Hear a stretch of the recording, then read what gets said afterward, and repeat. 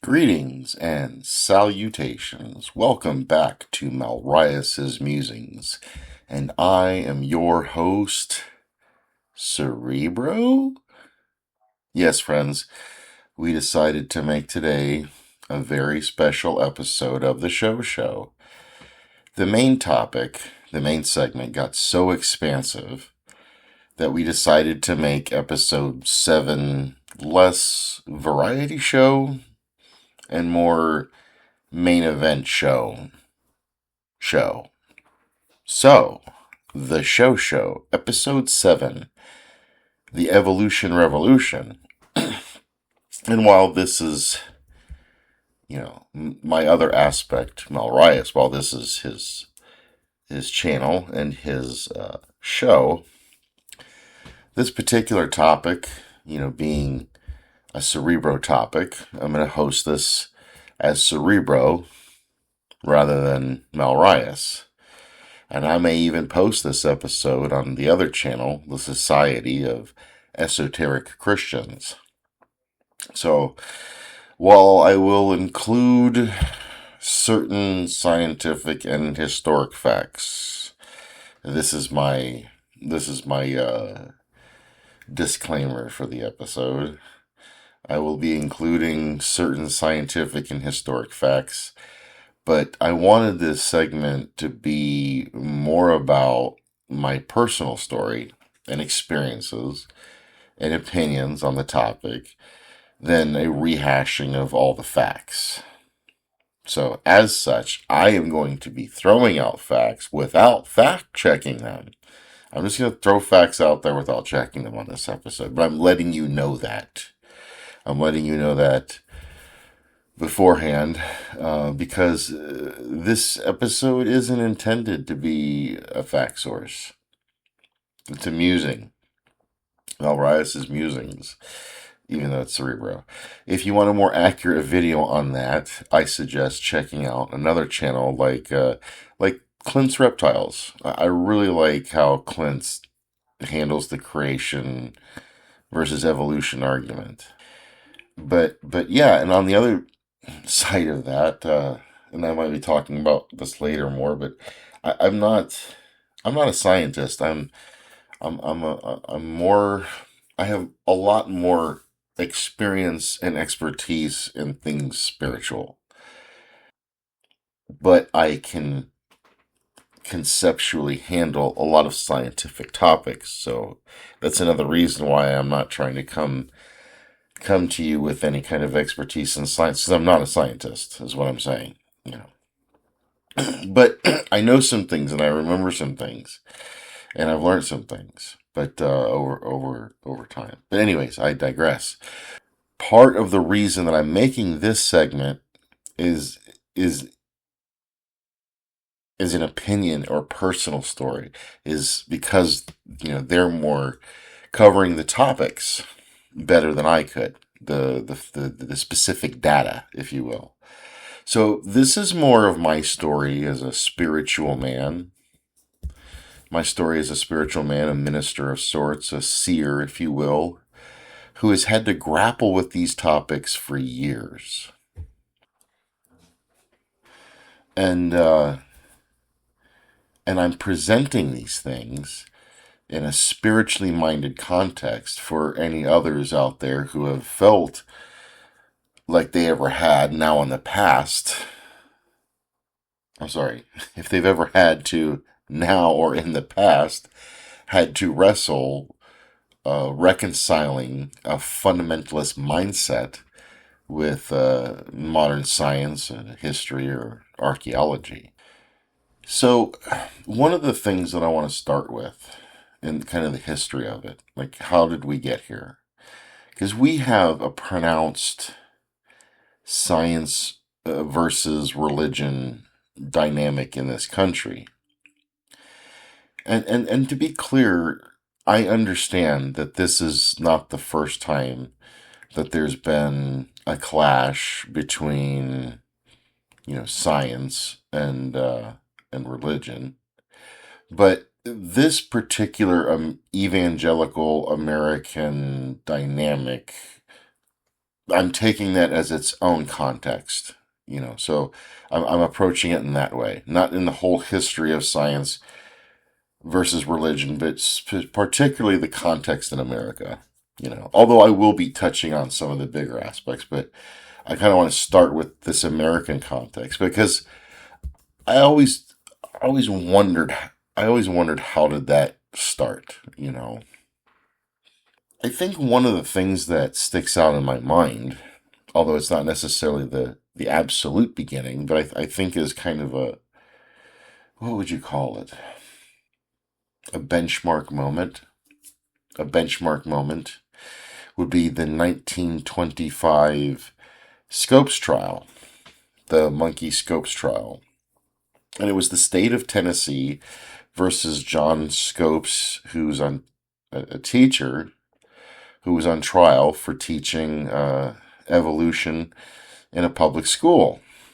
And I'm not going to, again, like with my other disclaimer, I'm not going to go on a deep dive of the historical and socio-political motivations involved. But I did want to briefly cover a few historical points because I find it curious how we find ourselves in the place where we have to choose between God and evolution in this present, American evangelical context. The Scopes trial, it basically came down to a fine, which would be about like around $2,000 in today's money, but Scopes wasn't really looking at any jail time, and this wasn't necessarily a big deal, but the ACLU had evidently stepped in and offered to defend Scopes. They wanted to bring public attention to the case, and they used this as an opportunity to challenge the constitutionality of the law against teaching evolution in public schools. They wanted to challenge this so that they could teach evolution in public schools. And if that wasn't enough, because this was a historical trial and people heard about it, but in 1960, there's a movie that comes out called Inherit the Wind. And from my understanding and my very cursory research into it, it was more drama than history, but it definitely had an imprint on the American collective. Now, I did see this movie, not recently, but a while ago. I have seen the movie. When I describe its role here in the history of this conflict, I'm not trying to oversimplify the movie. I understand that the movie is nuanced and it doesn't necessarily demonize either side, but it did bring more attention to people. I think it reintroduced the trial to that generation and probably impacted it more. And I don't think it mattered if you were on the side of religion or if you were on the side of science. I think that movie had an effect, and I think that I'm not necessarily saying that it was divisive, but I think it caused our divisiveness to surface, and I think people just kind of, I don't know, it was a good movie, I guess, but uh, it did pit, the trial and the movie did definitely imprint itself on, I think, it imprinted itself on the minds of the public that there's a line here. You're on one side or the other. Either you're on the side of faith or you're on the side of science. You're either on the side of evolution or you're on the side of the Bible. You can't have both. And I'm not saying that there weren't people who didn't believe in theistic evolution, but I'm just saying, generally speaking, and in the world I grew up in, that's how it kind of felt from most people. It was either one or the other.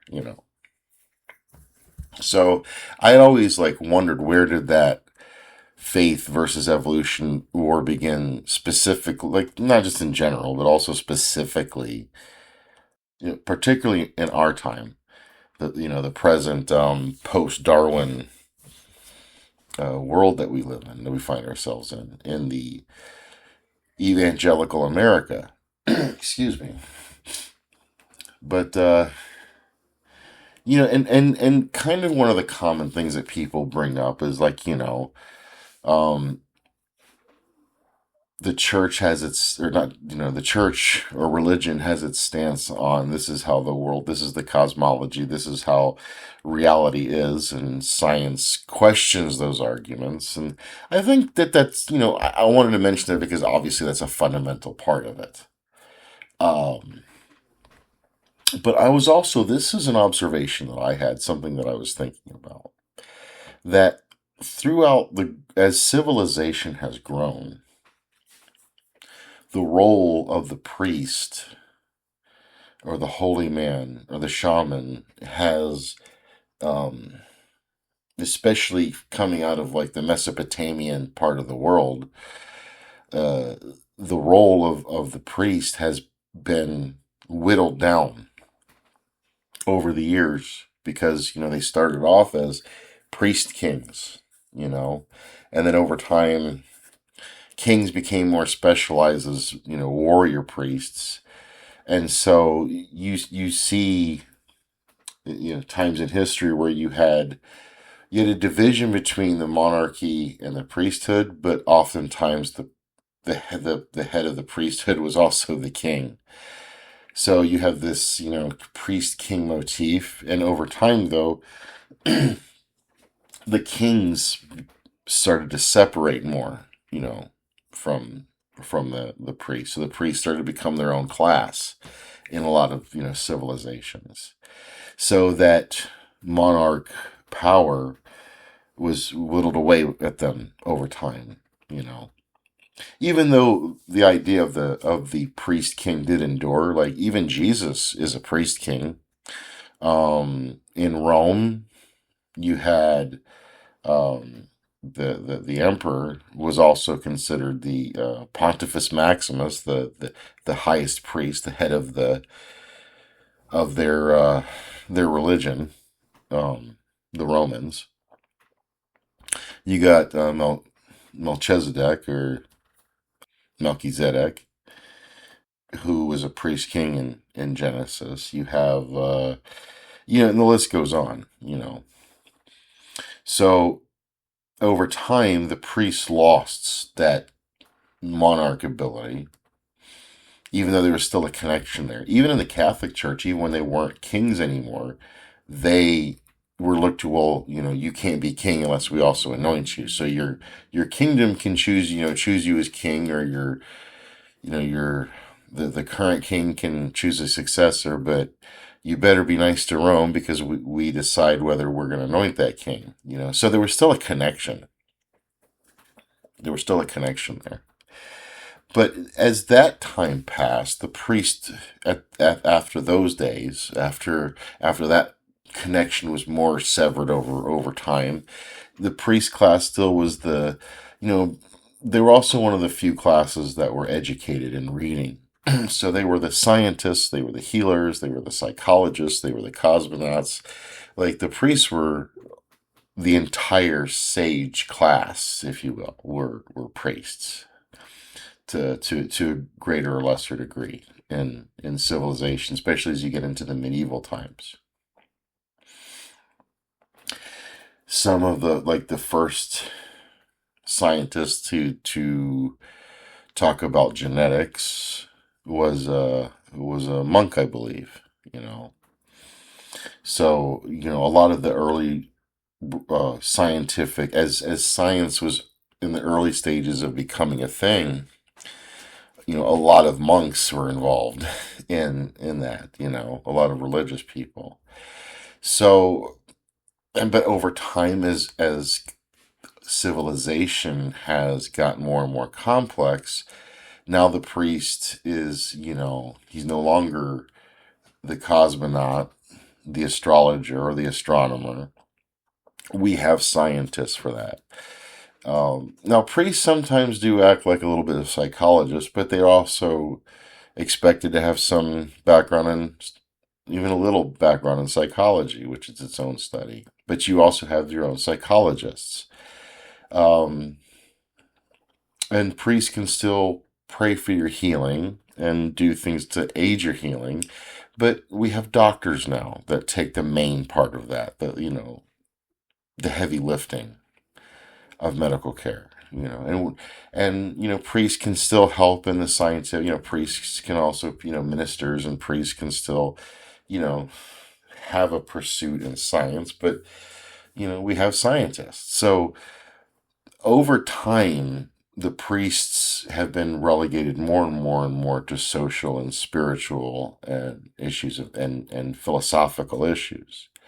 And even the healing and, as a healer, there's a role as a healer and a role as a psychologist, if you will, or advisor, counselor, if as they call ourselves, that it's in a religious context, and there's often still an encouragement to go to a professional doctor whenever it's needed, of course.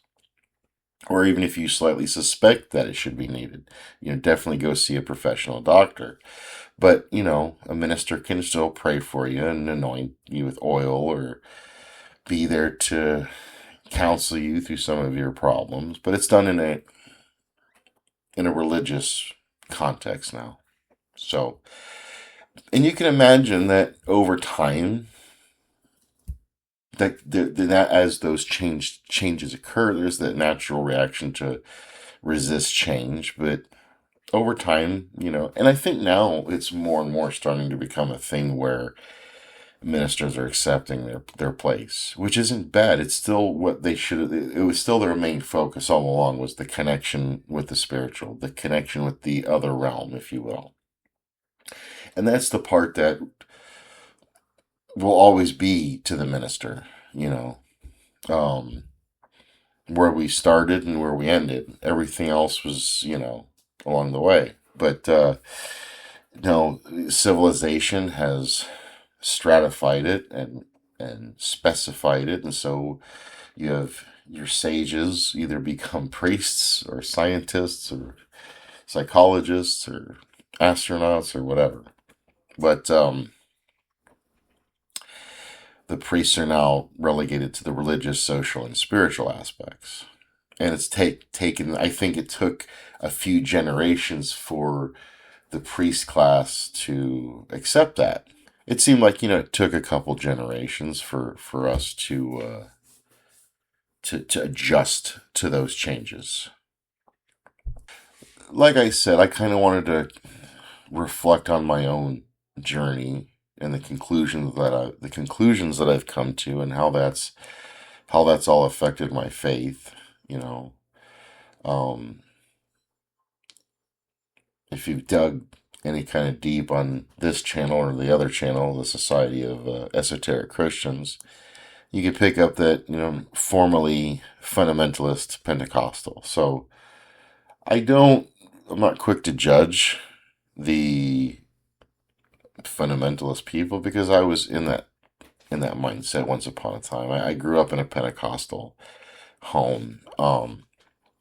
But I also, one of the things that I reflect on is the time period that I grew up in. Like, we didn't have the internet in the sense that, like, the internet existed, but it wasn't as accessible as it is now, number one, and there wasn't as much on it as there is now. And when you're young, you're influenced by the people around you. Growing up in the South, not all of my teachers in high school were still. I mean, I still had teachers who were science teachers who weren't sold on evolution. I'll put it to you this way: by the time we got to the mid to late '80s, given the access that I had to both arguments for better or worse, I felt at the time as a young adult, or becoming a young adult, teenager into young adult. I'll say that, teenager into young adult. I felt like I had a good argument of for instance, why I would take Genesis 1 through 3 literally. And I also had been exposed to some teachings that sought to reconcile some of the science uh, with the Bible. Like one in particular would have been like Dake, if you ever heard of Dake, Finis Dake. And he had this really interesting theory. Like what's funny is that if you can put yourself in the mindset, it was actually quite a romantic idea. Where, and I'm not going to get too far deep into the woods of it, but he really sought to reconcile what the scripture says and what science was saying. So one of the ways that he looked at it was that, the world is billions of years old because you got the first verse that says, "In the beginning, God created the heavens and the earth," and then on verse 2 is when he starts recreating out of what he's created. So we don't know how long is between verse 1 and 2. Now, that's not just a Dake argument. That's an argument that was used a lot in the church. I heard a lot. Whether they got it from Dake or not, it's not important. But he really expanded on that idea, and there was a lot of stuff going on before Adam is put on the scene. But Adam was definitely put on the scene as Adam, you know. So uh, it did seek to kind of reconcile some of those concepts. And at the time, and again, like you didn't have like the internet, you didn't have YouTube or whatever. And even though some of my story does bleed into the YouTube days, but it's like the YouTube days, early YouTube days, but they were early YouTube days, and we'll get to that. I'm getting ahead of myself. So yeah, going into my teenager, early adulthood, I felt like, I was kind of set off on that path. And I went down a road of ministry from that point, and I went to college and, Bible college and all that. So, like, even going down through the 2010s, even though, YouTube was starting to become a thing in the early 2010s, and there was stuff, it was not a lot on there, but you were starting to see stuff on there. But there was but just by osmosis, there was more evolution talk. But at the same time, I was in a fundamentalist fellowship, so I didn't have a lot of social pressure to relook. If anything, people were looking to me to give them more arguments um, as to counter the evolutionary arguments as you get into. And I kind of went on what I had for a while. But one of the things that started to happen to me was in the 2010s, even though I was kind of in a little bit of an echo chamber, I wasn't completely deaf. So I would hear things and I would ponder them. And sometimes even to the point where my faith was challenged. Sometimes I didn't know what to do with some of these thoughts.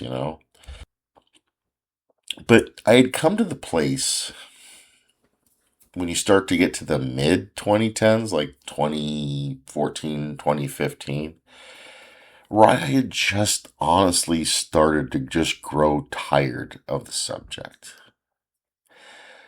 I didn't really think that God was going to judge anybody on whether they took Genesis 1 literally or not. And I was always more interested in having this spiritual experience and learning more about Jesus than the religious frame of things. So, like, seeking the divine, seeking communion with the divine, and having spiritual experience with other believers. These were the things that I was more focused on. And the more I focused on it, I just simply got to a place where I just didn't care. Like, I was starting to lose care for it. Now we get to like 2013, 2014 maybe, and I come across this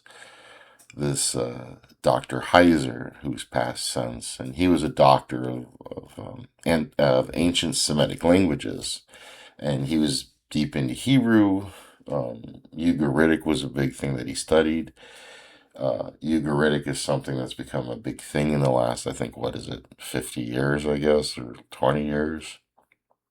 Because they've found new stuff and people learning more Ugaritic, and the things that they're studying from Ugaritic that they're finding is shedding, because the language is very close to Hebrew, so it's shedding a lot of light on things that we see in the Hebrew Bible. And that's like where his studies were, if I recall correctly. Again, this is not a fact video. It's a pondering, and here's my life story on as it relates to these concepts. So Heiser, he studies Semitic languages. He studies these Semitic civilizations, but he's also a Christian, and he believes in the spiritual realm. And I'm also drawn to him because I'm learning Hebrew at the time, and he has a lot of insights of how the language works. So I was very interested in following him at the time. And he said something in one of his teachings. I couldn't tell you what video it's in. I'm sure it's probably on his channel, because I think all of his old stuff's still on there. But he was talking about, I don't remember I don't remember the exact quote, and I don't remember the video, and I don't want to dig through all of his content to find one line. So I'm just going to say, I'm going to give you my best recollection of it. And he makes a mention of like the foundations of the earth. And he says, I challenge all of you fundamentalists out there who want to take the scripture literally, to take literally what was just said about the foundations of the earth. And he began to talk about something that I had been exposed to in seminary, but I had kind of brushed off because, I had my views on Genesis 1. So, and I honestly thought that they were being distracted by these things. I didn't think they were really relevant to our faith at the time. I was a young man at this time. This would have been, early 2000s, 2000 to 2010 decade. So that was like before I, didn't care anymore. It was when I was first exposed to it. But my mind went back to it. And if you've ever seen it, it's like, because I was always taught the firmament was like the atmosphere. And it's like, no, no, no, no, no. They believe that there was like a dome over the top. And that's where all the sky stuff happened. And then there was the flat bottom. And then you had these foundations that literally held the earth up. And that's what it's talking about. And Heiser is challenging people, saying, if you want to accept the, if you want to be a fundamentalist and say that take everything that literal, well, that's what it said. And that was the moment I really lost any desire to argue against evolution anymore. I wasn't convinced of it. But like it really wasn't, at that point, it really, really, really, really wasn't important to me. From that point on, So like I said, we're talking about 11, 12 years ago when that hit me. So late 2010s, YouTube's really kicking off. There's a lot of stuff out there. It's at this point that I start looking at all the evidences again. I start recalling things that I'd heard along the way. I start looking up new things. I'm looking a fresh study into psychology and history and science and anthropology and archaeology, but with a fresh look, and understanding that nothing was going to break my faith in Christ, wherever the road led me. The combination of all those things kind of gave me a fuller picture of it all working together.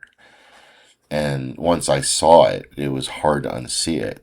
But also when I saw it, it answered a lot of questions and it relieved a lot of stress in my faith. Because when you are stressing yourself to take the scriptures literally, as in the sense that a fundamentalist does, you are constantly have to argue against all of these things that are just part of our reality now. But once you see that, like, you can accept science and you can accept the Bible, um, along with that archaeological evidence, and you can take the Bible as your book of faith, then a lot of the answers, there's a lot of answers to a lot of questions, which we'll get into as I go forward. I'm not going to get into all the answers, but some of them. I'll have some examples as we move forward. So, and I list, I'm going to list these evidences, but I'm not going to go into too much depth on them because, like I said, there's other channels that do it better. I mentioned Clint's Reptiles, or whatever it's called. God, I hope I'm not messing up his channel name. Clint's Reptiles? Yeah. Or, even the debate between Ken Ham and Bill Nye. There was a lot of things in there that are very convincing. But just to kind of go through them quickly, like, you have the fossil evidence with the layers of the earth, and seeing your time frame through those things, the comparative anatomy, understanding that, like, the basic blueprint of all mammals' appendages come from fish fins, but just other genes were added to alter how long this bone is or how long that bone is, nor you get a paw or an arm or a leg, but it's off of the same basic blueprint that just gets added on top of. And now, as we're unlocking the genes, the genetic evidence reflects how we've, for the most part, our tree of life's crossed classifications. And in the cases where it conflicted with our tree of life classifications, it added more clarity because it ended up putting things in the proper place where they're supposed to be. And at the end of the day, it made the tree of life more solid.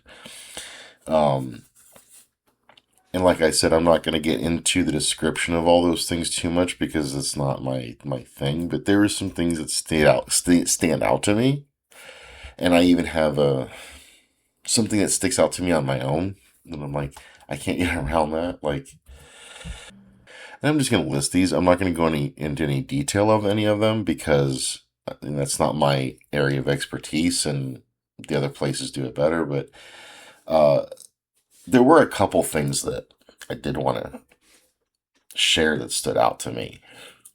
And one of them is back in the 90s and the early 2000s, you could still kind of make the missing link argument. At least the things that I had been exposed to, there were some missing pieces. And this was before Lucy. So, when kind of my early beliefs were cemented, we hadn't found Lucy yet. So there were missing links. When you look at it today and over, like, especially the things from like the last 20 years, it's like, how many more missing links do you need? I mean, we are past the number where we can reasonably find a line. It's a clear to me, it's a clear transition. But there were things that we found since I was in high school. So you got to take that in consideration too. And I went back with fresh eyes and I'm going, okay, yeah. We've found some things since I last peeked into this. One of the other things that sticks out to me is the whole whale thing. That I don't remember the time or the place or whatever, but as whales evolved, there was a place, I think, around the Red Sea where they were expecting to find a certain link in whale evolution, and they literally found that fossil in that area at the level that they predicted it would be. So the fact that this model has predictive power, that stood out to me. But something else that stood out to me is the whole thing about carbon 14, because I remember growing up, and that always had to be a big argument. And Christians, man, and fundamentalists and creationists, they have some, arguments against carbon 14. And once I, looked into it again, I wasn't just looking into carbon 14 to look into carbon 14. It actually started with I was doing a deep dive on quantum mechanics, quantum physics, and I was learning about like the greater uh, nuclear force and the lesser, the weak atomic force. I'm sorry, atomic force. But anyways, the idea of beta decay is what makes carbon 14 function. But you're talking about like quantum mechanics, right? And those quantum mechanics are consistent. And so, how do I put this? Like, I'm going to say something. This isn't not an ironclad argument. I'm just trying to make an illustration to show how the science behind carbon 14, right, works in real world applications. I don't think people recognize that the mechanics behind carbon 14 are connected to the mechanics behind things like, atomic bombs and nuclear power, right? What was that line that I had? Well, I'm going to look at my notes real quick. If you accept atomic bombs, nuclear energy, radiation medicine, and isotope science, then you already accept the basic nuclear physics that makes radiometric dating possible. So rejecting carbon 14 dating requires a special explanation for why the same nuclear principles work everywhere else, but supposedly fail here.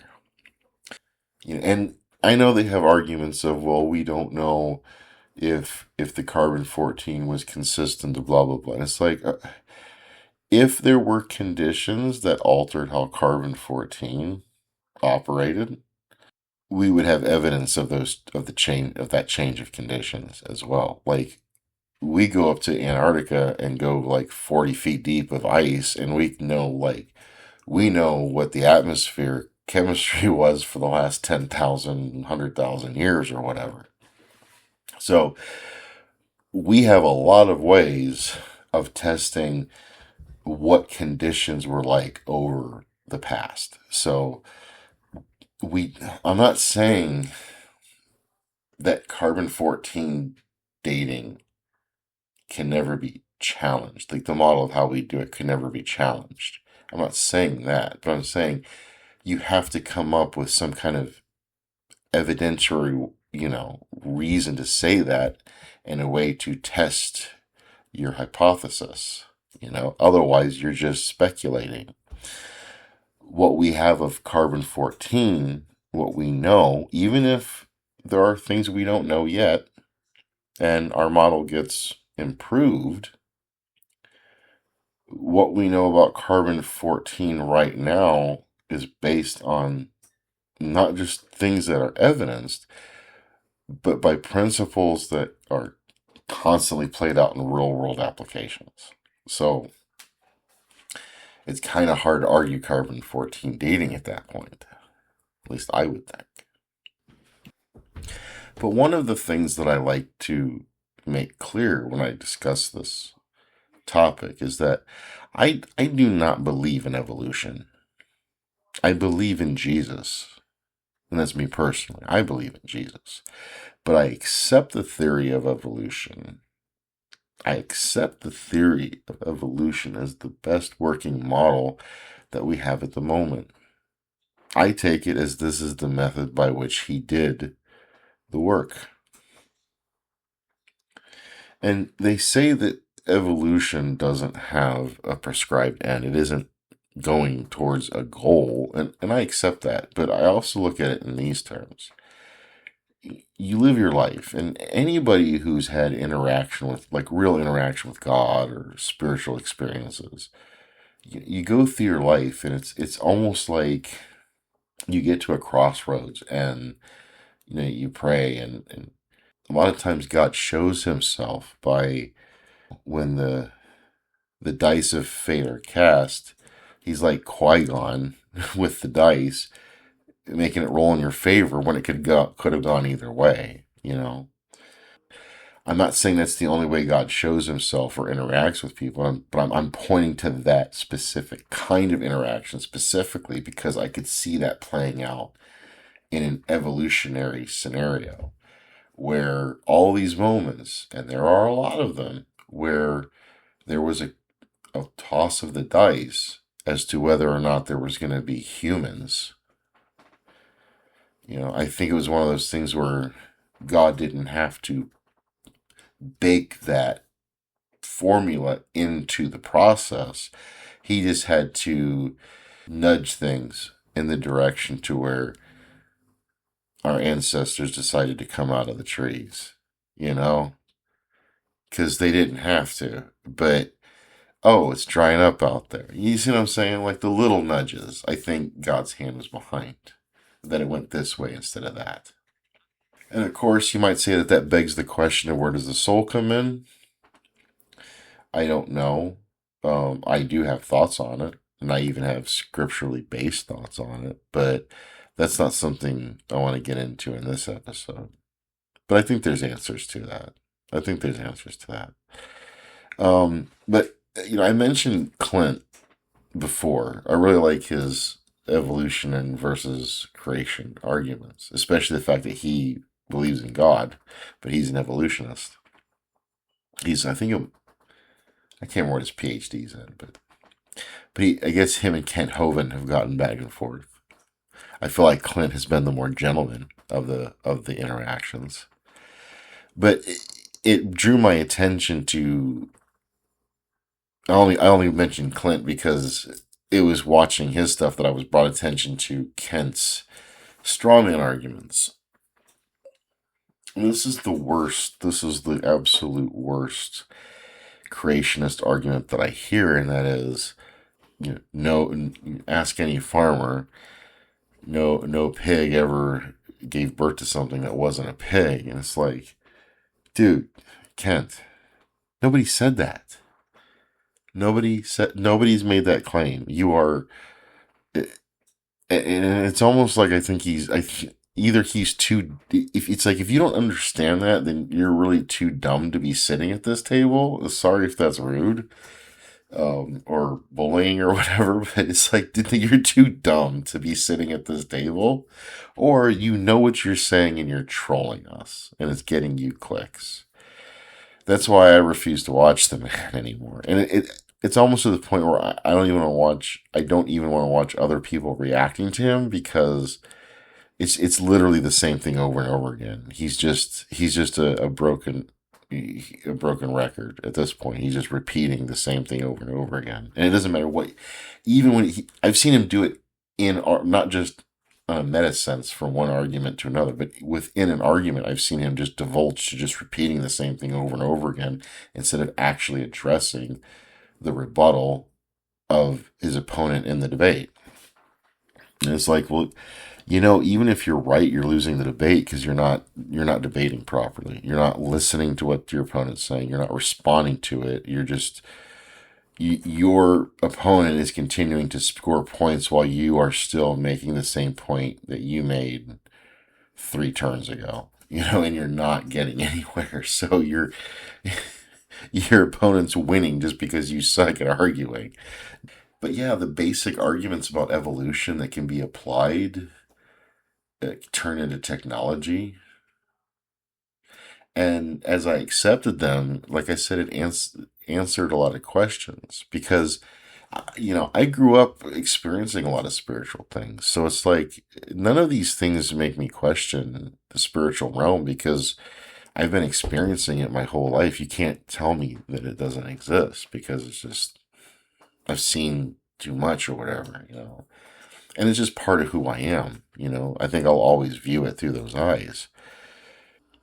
But even though I'm a man of faith in the spiritual realm, I do understand how if you try to resist the mountain of scientific data that we have, it puts a lot of tension on your faith. And once I came to term with those things, it took a lot of tension off of my faith, which allowed my faith to grow even deeper. Like I have more faith now on this side of things than before. Because the arguments for evolution are good arguments. And the arguments in archaeology are good arguments, you know. And if you just allow yourself to say, I believe in the spiritual, and these are my beliefs, but I also accept these things over here, it takes a lot of tension off instead of trying to make the two fight, which is kind of what we've been talking about, um, we've learned new things and it's put tension on our faith. And as soon as it's time to say, hey, you know, let's accept that religion and spirituality, both of those are in the realm of, spirit and belief and society and those kinds of things, as we said before, faith. And the priests are no longer the doctors, and the priests are no longer the psychiatrists, and the priests are no longer the scientists. And as I said before, as I went deeper down the road of psychology and anthropology and history and archaeology, I saw a timeline established. And if you're a fundamentalist Christian, that timeline can and will confront you. It's a confronting timeline because, what is it, Sumer was this city that I'm rounding this off. Sumer existed like 10,000 years ago. Adam was what, 6,000 years ago? And so the math don't math, if you look at it in those terms. But you don't have to let it confront you as a Christian, or even people who are not Christians who might be listening to this, people who are spiritual but maybe have a different belief system. It doesn't have to confront you. See, one of the things that I've always taught was that the revelation of God, the revelation of Christ, was progressive throughout biblical history. And when I apply it to a lot of these topics, like it makes sense with things. Before I get deep into this, I do want to establish a couple of things. The revelation was progressive throughout history. So for me, the focal point for my faith is Jesus himself. And I do believe, and this is where I want to establish first in this testimony before I say anything else, that at the base, I believe in a literal and a spiritual Jesus. And when I say literal, I'm saying that to say a real Jesus, that he really died, really rose from the dead, really was witnessed ascending into heaven, all of these things. But also the spiritual part of, I believe in the spiritual realm, and I don't believe that he just rose because he was, if I can quote Princess Bride, he was mostly dead, No, I believe in the spiritual aspect of it. And I believe in the historical accounts of Jesus and what they say, like the court of law argument. Because the people who recorded the story of Jesus, it's not like, you can make an argument that when Genesis 1 was penned, that they were penning something that happened thousands of years before them. So they didn't have the greatest perspective of being close to the events. But that's not what we have here with Jesus. We have these people making witness of like, no, we saw him after he died and he rose and then he ascended in heaven and then the Holy Spirit fell. And you could argue, well, we are not sure if those books were written during by these people during these times. It's like, okay, listen, it's not just we have a lot of evidence that we should accept those books of the New Testament, but beyond that, there's this concept of, accounts of people who lived within like 150 years of an event, or the generations, like, you have the generation that was there, and then you have the generation of the people who knew people who were there. And those people are also considered to have some, because you're only talking one level out. They're not going to get the story that messed up, right? It's not like thousands of generations later or hundreds of generations later. And that's literally what we have with Jesus. It's not just the New Testament. There's also works called the Ante-Nicene Fathers, which basically breaks down to the church leaders after Acts and up until the Council of Nicaea. Among these are their letters that they wrote. So we're not just talking about the apostles here. Some of these people were taught by the apostles. So like we have letters from Polycarp and Ignatius. Polycarp and Ignatius learned directly from John the Apostle. So we're not hearing this story like hundreds of years after the fact and these books were written. This is close to, these are people who are being threatened with death, not for what Jesus taught, but for saying that they saw him risen from the dead. And, it's one of those things, the more people you have in your conspiracy, the more likely somebody's going to blow the whistle on your conspiracy. But that's not what happened with this. You had the apostles, and then you had like 500 people who said that they were witness to this, and a lot of them died a martyr's death, if not all of them, or most of them. So it's one of those, that's the court argument. And it's like, okay, I believe that. And I am aware that there are other arguments, and I do not dismiss them offhand. But as a matter of faith, and as a matter of personal conviction, and as a matter of personal logic, and personal experience, because I have experienced spiritual manifestations, I am convinced in Jesus. That's where I stand. And I'm not saying this to proselytize people. I think a lot of people who would be listening to this are Christians, but I think I have some listeners out there who are not, and I'm not trying to exclude you. I'm not trying to preach to you here. That's not the point of this video. This is just my journey. But I wanted to be clear, clarify some things. The other one is that I do believe in a literal Moses and Abraham. Now, it may come out that some of the details in their life may have been a little different than how we heard them. I'm open to that. But I'm definitely believe in the spiritual realm. I definitely believe in Jesus. But I believe in Moses and Abraham. And I also believe in the biblical record of spiritual truth. The Bible is the Word of God in the sense that I believe that it is the guidance of God to us. And it has spiritual truth, but I don't look to it for its historical veracity. I think that the historical veracity must be reconciled with the archaeology and the historical findings. But doing this also makes sense and answers a lot of questions that potentially increase. Doing this makes sense and it answers a lot of questions, and answering those questions potentially increase faith rather than diminishing it, which is what I found in my personal journey. You'd think that these questions would potentially destroy your faith, and for some people, it does.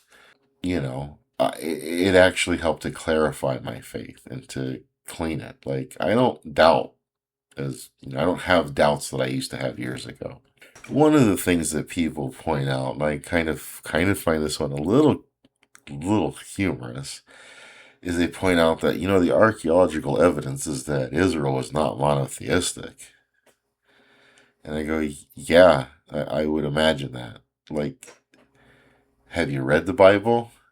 3/4 of it is God being mad at Israel for not keeping to the whole monotheistic thing. Like, based on the biblical record, you should expect there to be record of polytheism, because the Bible records polytheism in Israel, like every other generation.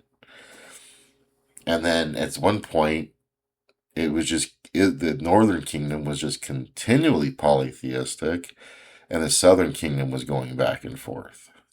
So to be fair, yes, the archaeology reflects that Israel was not monotheistic. But to be fair, the way it's recorded in Scripture is no surprise. But it depends on how that fact is presented, because a lot of people present it as a gotcha. Look, Israel wasn't monotheistic, and it's like, no, I knew that. If you look at it from a biblical perspective, it's not a surprise. But there are other things that come out of the archaeological records and the history and the things that they find in writings, Sumerian cuneiform, and Akkadian cuneiform out of Sumer and Babylon, and it does bring up points that have to be kind of reconciled or thought about, and we might have to reconsider how we look at these stories. And just because God talked to Abraham and God talked to his priests and God talked to his prophets to where they understood monotheism, that doesn't mean that all of the people were necessarily on point with them. Especially when, we keep coming back to the concept of progressive revelation. The word always precedes understanding. Just because Abraham understood that there was one God doesn't mean that the average Israelite, I don't want to say Israeli, because that's something else, that's something more modern, Israelite, talking about ancient Israel. And again, especially with their recorded history in the biblical record.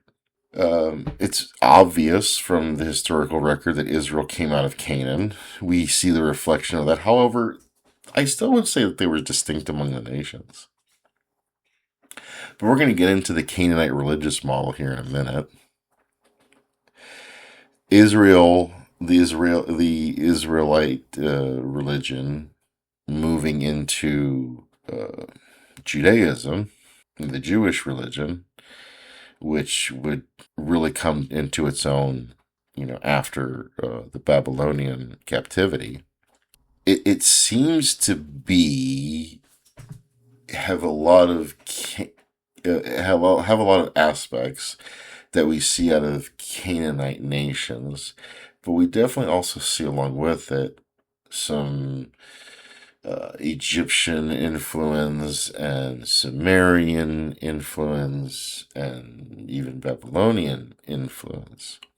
And I'm not saying this, I know I'm probably going to, like, with some of the people that I know that might be listening to this might be touching on some nerves, but just hear me out, because I made it very clear that we're not going to make an argument against God here, but we are making an argument to better understand that text and the world that it existed in and how it came about. But it would seem that, like, even the biblical record says that, Abraham came out of Ur, which definitely accounts for the Mesopotamian influence. And by Mesopotamian, I mean like the Sumerian / Babylonian, well, the Babylonian more later on, but definitely the Sumerian influence. But you also see, like, in the language where it's very much a Canaanite people. And it says, they came out of Egypt.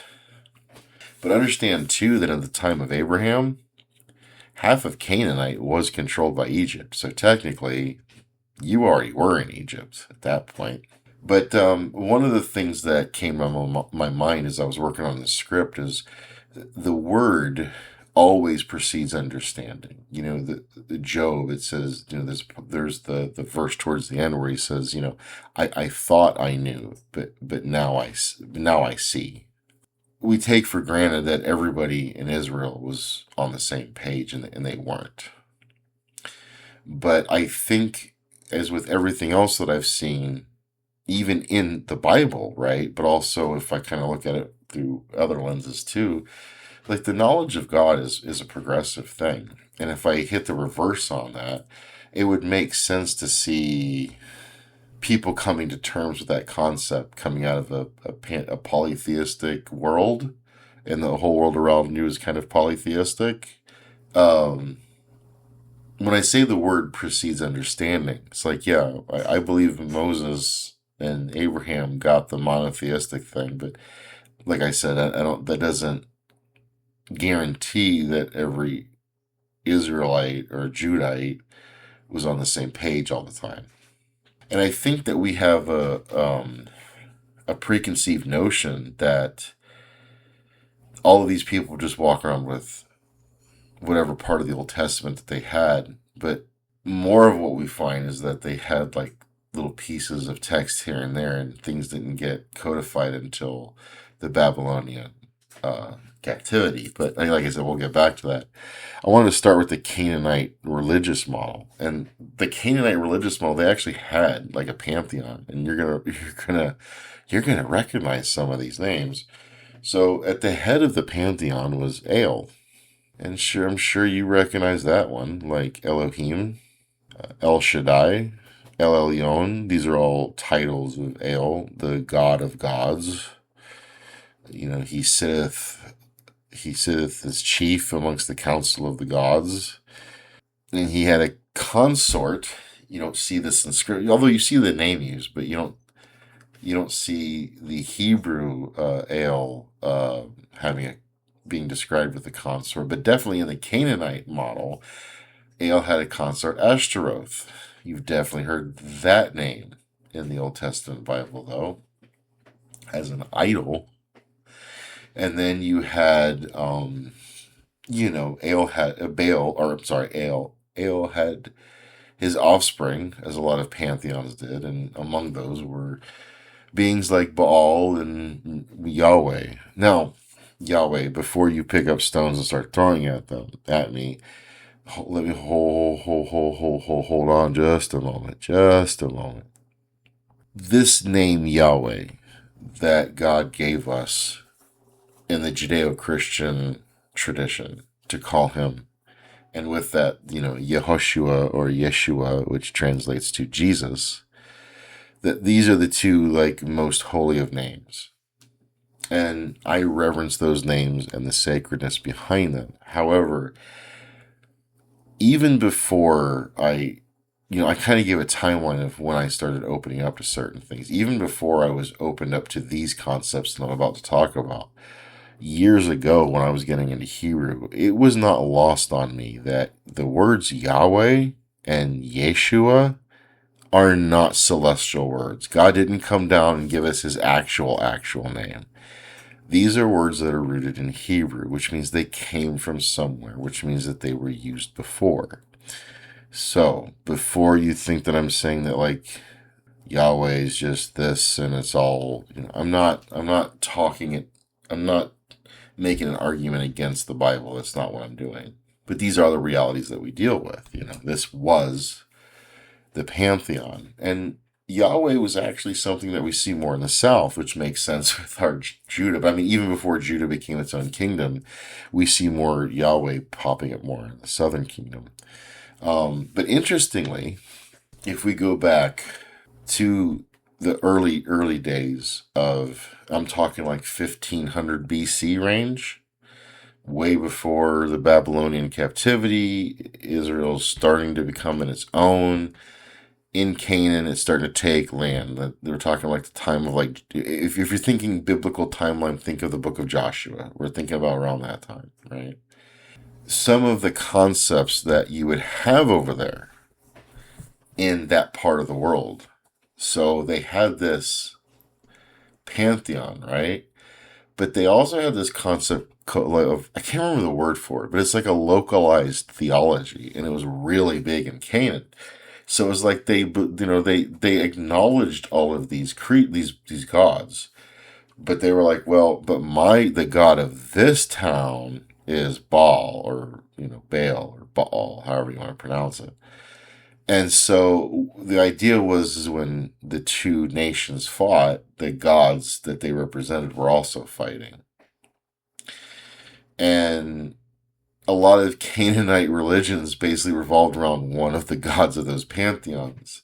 So you can kind of see where they were already being set up to start thinking of one God. Like, okay, we have all these other gods, but ours is really good. And of course, as you get into the Hebrew Bible, there's a lot of talk in there about God. And I like how Heiser put it. There's a lot of beings on the other side, but Yahweh is species specific. There's no one like him. And that's what the Bible says. It's like, you know what? We're going to take this idea of localized theology and we're going to take it a step further and say not only do we have one God, but ours is different than all the other ones. That's why he's the best. That's why he's the number one, and that's it.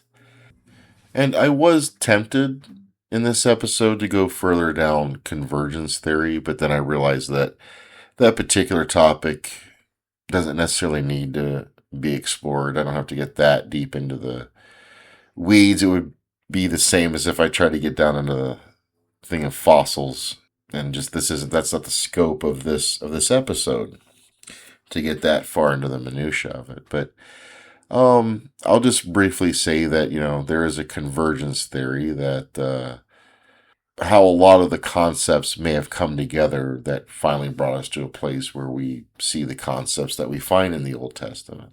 But the reason why I bring that up at all is to say that all of these things might be or may not be.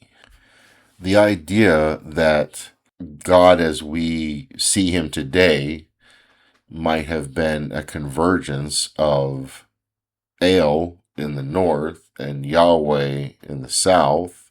And that's like a really oversimplified presentation of the convergence theory because there's a lot more to it. Whether that is or not, it doesn't speak to whether the Bible is spiritually true, because the Bible is still spiritually true, and the writers didn't intentionally lie about these topics. And you can take all of that archaeology and compare it to the Bible and still make out a sensible story, especially if you're not taking everything in the Bible as absolute historical accuracy, and rather taking it as people giving witness from their perspective to what they knew and what they saw. It makes more sense when you understand what these people were dealing with and how advanced they were in their daily life. We put a huge load on these people when we expect them to have or to speak in an understanding of modern culture that has advanced by some 4,000 years since these things were. And by this standard, we should be holding our pastors accountable for not understanding the science and technology of people in 6026. I demand that the ecclesiastical leaders of the day release the secrets to FTL Drive to the public immediately. What I'm saying is that the Bible was written out of a world where we look at all the myths and people try to compare them and say, oh, well, look, the Bible story is just like the myths of the Sumerians or the Akkadians. And it's like, I think that's oversimplifying it. I think that what you have is you have a people who's following God, El, Yahweh. They're following him. They're following him as a monotheistic God. But they're also trying to relay that from their perspective that they had. And at the perspective that they had, they were using, how do I put this? I don't believe that Genesis 1 was wholesale ripped off of the Babylonian creation myth. Rather, I think that the elements of like pulling creation out of the chaos and or nothingness, like we see in a lot of these myths, is just the storytelling ingredients that they had at the time. That was their best way of putting these things. They didn't have an understanding of atoms and matter and energy and all of these things that we have today. And there were genres of writing back then. But no different than how we accept atoms today, the average Mesopotamian or the average Canaanite, they all held certain views as accepted truths, i.e., we come from clay. Clay to them is what atoms are to us. So for them to say that in all of these different, because in multiple mythologies they say, we were made from the clay, but that makes sense from their perspective. Consider that like clay pottery was a highly advanced thing in the Bronze Age. But yeah, the idea of like being made from clay, or the creation coming out of the abyss, even if it's God calling it out of the abyss, like we see in Genesis, him moving on the waters, which is a word that the Tahum relates back to Tiamat linguistically, but it's more of a fact that these were just the storytelling elements that were available to them at the time as they're trying to express the relationship and the covenant that they have with this Yahweh, this Elohim, and those were the elements that they had to talk about it. And that's the understanding that I took away from it after opening myself to these things. Because again, I've seen enough of the spiritual realm to know that there's something out there. There's something beyond this world. And for my own logical evidentiary reasons that I've explained before, with like what I believe is the veracity of the story of Christ, or coupled with the fact that I had all of these spiritual experiences in the context of that world, even though God stretched me a little beyond what normal Christians are comfortable with, I still believe in that spiritual realm. But I can, looking through this, I see where they were just trying to relay what they needed to at the time with the elements that they had, as I've said before. So if we take these things in mind and accept that these men were men of God, but they were men, and they were, or women, and were speaking from their point of reference, they were delivering the truth, but they were delivering the truth as best as they could from their own point of reference. Like Joshua asking God to stop the sun in the sky. That story. Well, we're not going to erode Joshua's faith because he didn't know that, oh no, it's actually the earth moving around the sun, not the other way around. And God doesn't stipulate that, even though that's the truth. And there's all kinds of mental gymnastic workarounds in the church to defend this. But at the end of the day, we could say, hey, it's a spiritual truth that's being told through this story, and it doesn't necessarily have all the scientific and accurate and historical accuracy that we thought that it should have. But it answers a lot of questions, and it gets us off the hook for having to account for a lot of other things. Because, like, if you look in the law, there's some things that are like kind of hard to wrap your head around. You're like, oh wow, that's rough. Like I don't know if that's just. But if you understand that some of those things came out of the world that they were living in, it makes more sense. And you don't have to account for them. You don't have to defend them. You just like, okay, these were still just human beings, and this law sounds this way and operates this way because this is how things were standard in that part of the world at the time. So we don't have to lay, like, there's certain scriptures people have question of, and like, you don't have to always lay that at the feet of God. God's relaying a spiritual truth. I'll give you an example.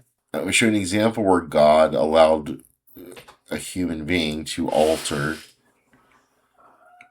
how the word and the law was going to come out. Jesus specifically says that, originally the idea was for, man and woman to be together in that kind of relationship.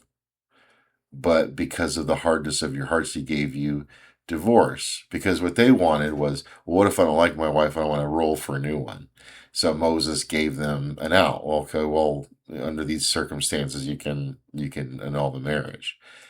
And Jesus said, well, that was, Moses did that. And God allowed it because, you guys wouldn't be content with the wife that you received. And we could go down the road of like, arranging marriages and everything, but that's beside the point.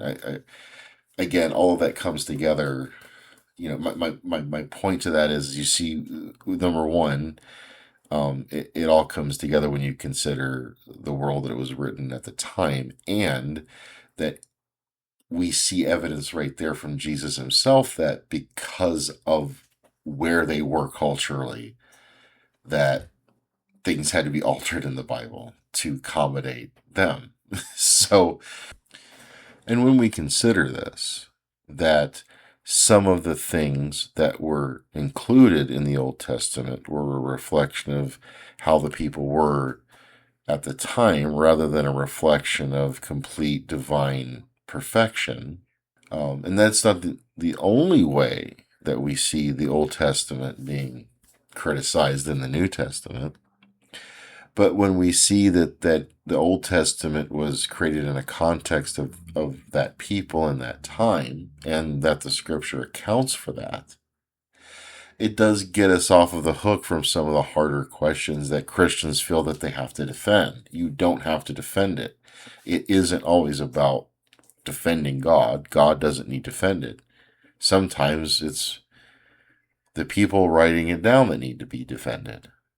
Sometimes it's saying, hey, Moses wrote it down this way because of the hardness of people's hearts, and they had to make a compromise there or whatever. They had to have a law that reflected the world in which they lived. One thing that I referenced over was like the convergence theory of how El and Yahweh probably became the same God. That doesn't mean that the God that we know in the Old Testament is the sum of the addition of those two things, but more of just a progressive revelation until things converged. And there's more to be said about convergence in the Israelite history, but I don't want to go too far down that road.